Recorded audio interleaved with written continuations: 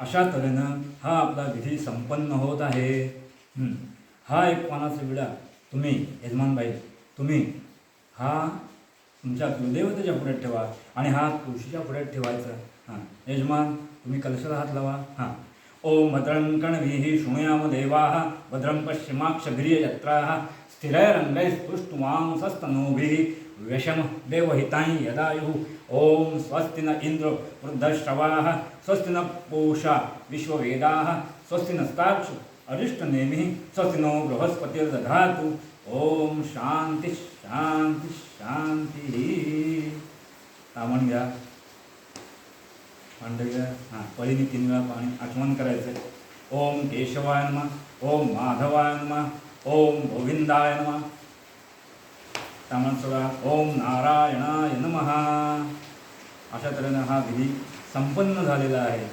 घरातल्या सगळ्यांना बोलवा आणि नमस्कार करावा सांगा.